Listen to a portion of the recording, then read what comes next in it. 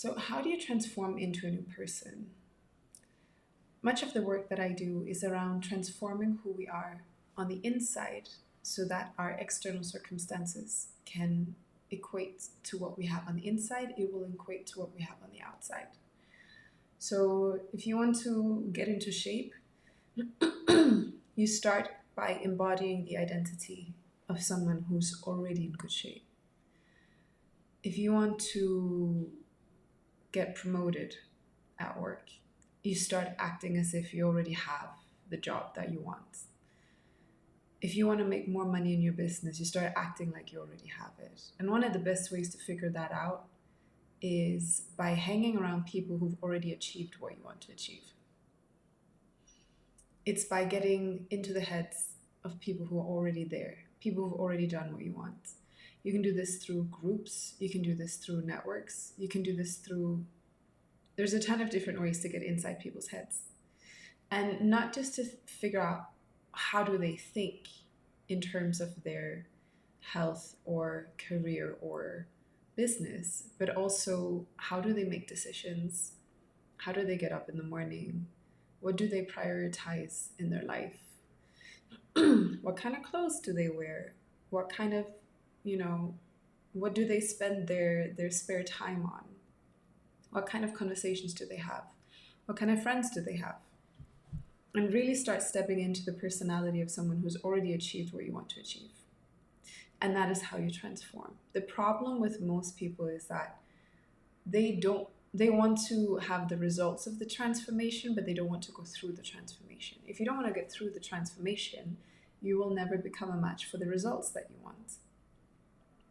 That means if you want to change who you are, it could be getting up early in the morning, or it can be eating different foods, or it could be investing in courses or in education or in a new wardrobe, whatever it is that you know that you should be investing in. And instead of making the decision to do that, most people will be convincing themselves that they either don't have the resources to do it or that they don't have the capacity to do it. And once they have the capacity, they will start making those decisions. But that's not really how it works.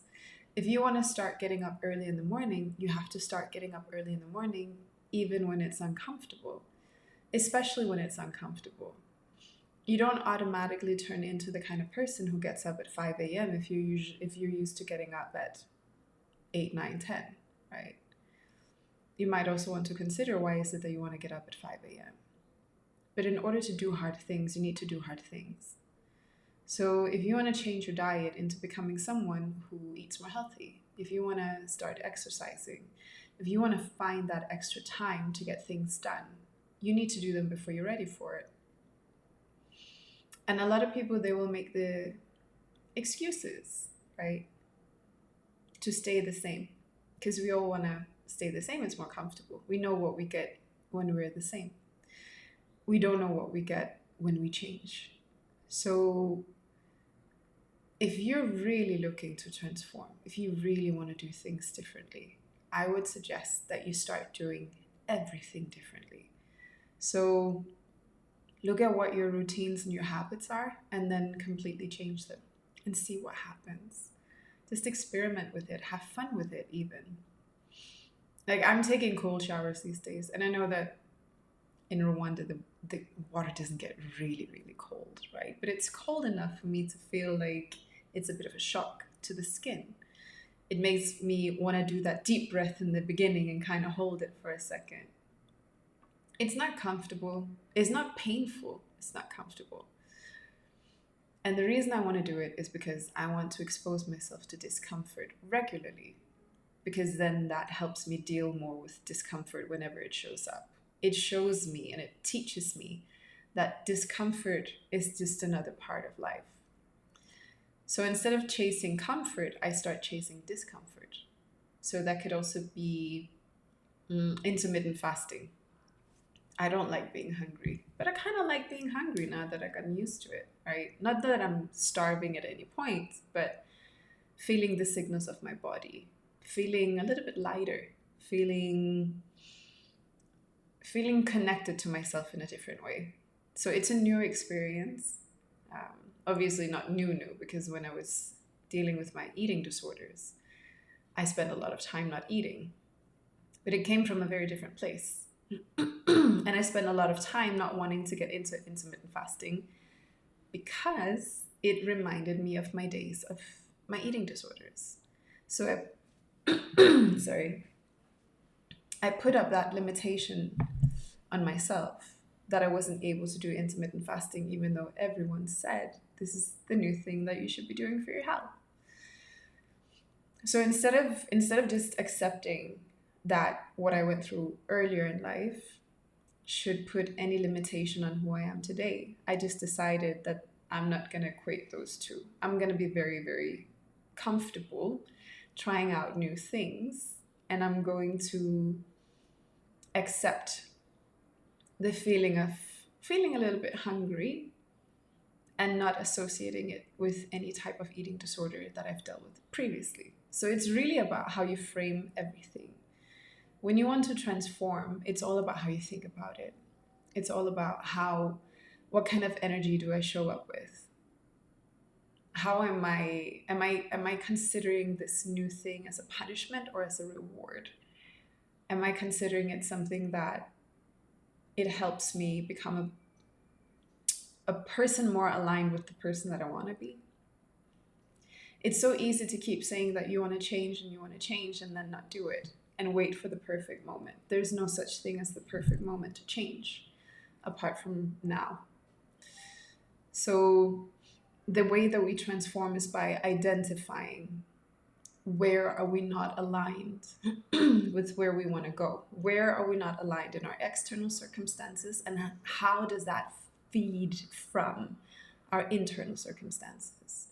What are the thoughts, the beliefs, the assumptions, the judgments, the triggers that I have that is feeding into my current reality? And we don't always see a direct line, but the person that I am now, am I very much in my victim? We're all in our victim, but am I very much a victim in all situations, which removes my sense of responsibility and accountability and not taking action on things? Do I like to blame other people for my situation? If so, I'm not going to change anything because it's not my fault. As adults, whatever we have in our lives is ultimately our responsibility. Now, we might have been programmed in a specific way. We might have had a lot of external circumstances that have created the situation that we're in. But as adults, we are accountable. We need to take responsibility for it. And if anything is not the way that we want it to be, we need to change it. But if we keep casting blame to other people, we're not going to change it because we're very comfortable in just pointing fingers at others. And I know that this can be a little bit triggering for people who've gone through very deep trauma or who have really just been dealt unfortunate cards. But you will always find somebody who has experienced something of the same type of trauma who has created an incredible life for themselves. And it all comes down to who are you going to show up as a person. So if you prefer to sit and blame other people, that's fine. You can do that. That's up to you, right? But taking accountability and saying, okay, whatever situation I'm in, I'm responsible for. It can be hard on the ego, but once you get that, once you internalize that, is when you realize I can actually do something about it. If there's only other people to blame, if there's only ever other people to blame, then you can't do anything about your situation, right? Because it's other people's fault.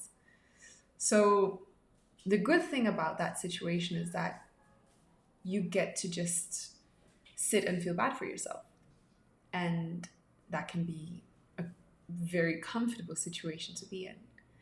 The bad thing about it is it takes away your power completely. If it's always other people's fault, you don't have the power to change the situation, right? So the way that we transform is by taking ownership of the process and doing things while they're still very uncomfortable.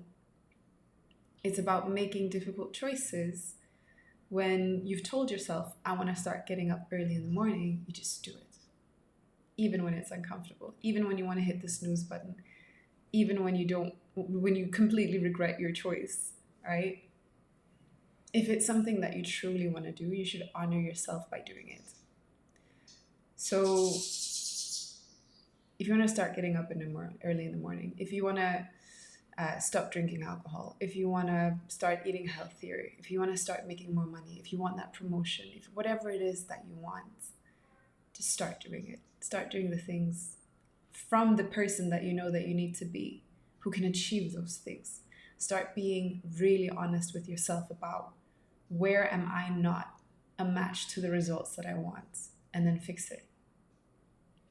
It's much easier when you have people in your life that can help mirror you, who can help point out, these are all the things that you say about what you think and what you believe and how you analyze your situation. When you have people like that in your life who point out, where are you not a match to these results? Where are you standing in your own way? That's when you can, and if you accept that feedback, that's when you can truly see change, because you're able to point it out and you're able to do something about it. A lot of us, we don't know. We simply don't know, where are we standing in our own way? Where are the thoughts and beliefs that we have standing in our way of progress? What are the assumptions that we're making that are just flat out wrong, that are holding us back? If we can't see where we're holding ourselves back, it becomes incredibly hard to change. So find people in your life. You might need a coach. You might need to tell your friends that you want this honest feedback. You might want to network with people who are already quite far in their personal development journey. Regardless, if you want to change, you need to change. If you want to transform, you need to make the decision to do things very differently. From everything from your beliefs, your thoughts, your actions, who you hang out with, how you show up, what is the person that you're going to transform into, being very honest, being very intentional, and making sure that when you tap into the energy behind how you show up, that it feels as if it comes from within. Once we start acting against who we truly are from the core of our being, and we start acting towards what does the external society tell us that we need to do or who we need to be. If we start acting from other people's expectations of us instead of what comes from within us, the energy becomes irritated, right? You can kind of feel that there's a disconnect. And when you have that irritated energy, it's very, very hard to act from your own authentic expression. So figuring out, how do I develop into this identity of the person that I know I want to be while it is still aligned with who I am on the inside, is also very challenging for a lot of people, especially if you don't know who you actually are. So it's one of the great ways, that's one of the great reasons why you would want to have a coach, or if you want to invest in a network of people who can actually help you get these realizations in place. So I hope this was helpful. I would love to hear if already now you know that there are changes that you want to make. What kind of changes will you be making? What kind of person do you want to transform into? So let me know in the chat.